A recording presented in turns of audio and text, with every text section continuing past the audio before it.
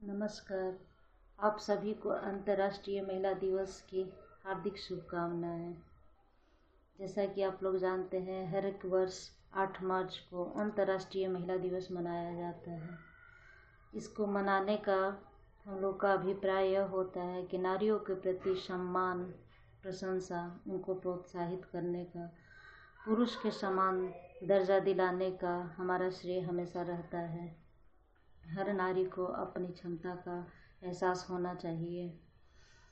भूल से मत कीजिए नारी का अपमान, भूल से मत कीजिए नारी का अपमान। नारी है जीवनदायिनी, नारी है वरदान। देवताएं भी कहते हैं, जत्र नार्यस्त पूजते रमन्ते तत्र देवता।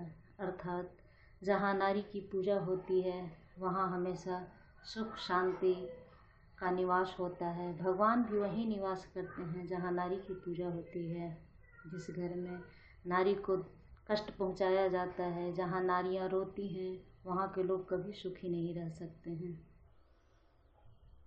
हमारे संविधान में भी, भारतीय संविधान में भी यही नारी और पुरुष को समान दर्जा दिया गया है। लेकिन कहीं कुछ रूढ़िवाद सोच के कारण हमेशा नारियों को अपमान का सामना करना पड़ता है। समानता में भी अपमानता, यही कारण हो जाता है। नारियों को अपमान का सामना करना पड़ता है। आज भी घर से ऑफिस जाने में बहुत सारे सोच का सामना करना पड़ता है। दुष्प्रवृत्ति वाले लोग, कहीं तो लोग दुर्गा को पूजते हैं और कहीं दरिंदगी के साथ उनको कुचला जाता है, उनके आत्मसम्मान को रौंद दिया जाता है। नहीं जानते हैं, फिर भी नारी कह उठती है, मत कर अपमान नारी का, मत कर अपमान नारी का, इन्हीं से तो जग चलता है। पुरुष भी जन्म लेकर इन्हीं की गोद में तो पलता है, पुरुष भी गोद में इन्हीं की तो पलता है। इतिहास गवाह है, नारी को बहुत ही संघर्ष का सामना करना पड़ा है। कितनी अनोखी विडंबना है कि नारी को कभी सती होने पे मजबूर किया गया, तो कभी उन्हें दांव पे लगाया गया, उन्हें दरिंदगी के हवाले कर दिया गया, तो कभी उनको दहेज के लिए जलाया गया। लेकिन नारी फिर भी नहीं हारी, लेकिन नारी फिर भी नहीं हारी। वो कहती है, मुझे दो आज़ादी मैं भी भरूं उड़ान। वो कहती है, दो मुझे आज़ादी मैं भी भरूं उड़ान। अगर आप लोग के सहयोग और साहस प्रोत्साहन से नारी को सम्मान मिले, उनको साथ मिले, तो नारी क्या नहीं कर सकती है। आज की 21वीं सदी में अंतरिक्ष तक नारी का पहुंचाव हो गया है। पृथ्वी से लेकर अंतरिक्ष तक नारी ने ऐसी भरी उड़ान, पृथ्वी से अंतरिक्ष तक नारी ने ऐसी भरी उड़ान, मानो सिकड़ी हुई पंखों में भर दी नई जान, मानो सिकड़ी हुई पंखों में भर दी नई जान।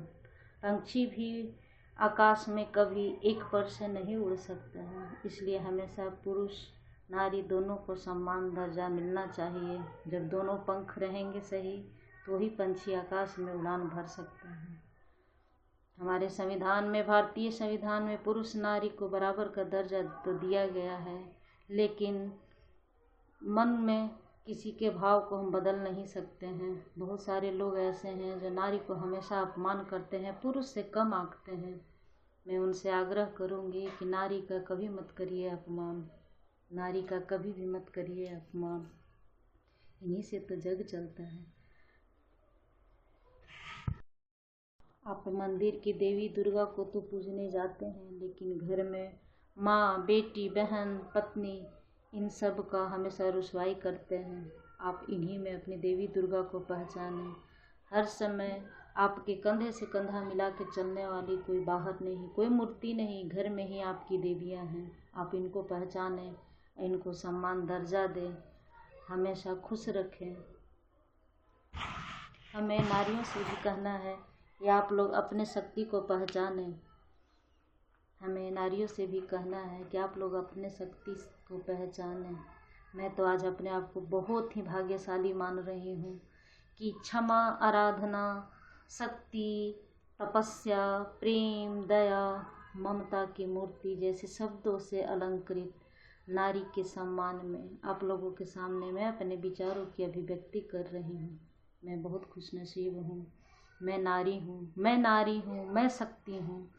नारी का सम्मान जहाँ है, शक्ति का उत्थान वहाँ है।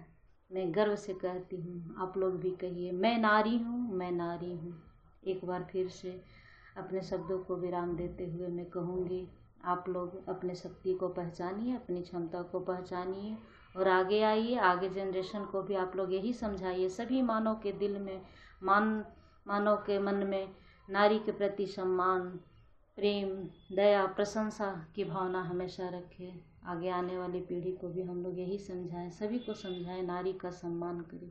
जब हम पहले अपने घर से ही शुरुआत करेंगे नारी का सम्मान करना, तो समाज तो अपने आप ही बदलता चला जाएगा। धन्यवाद।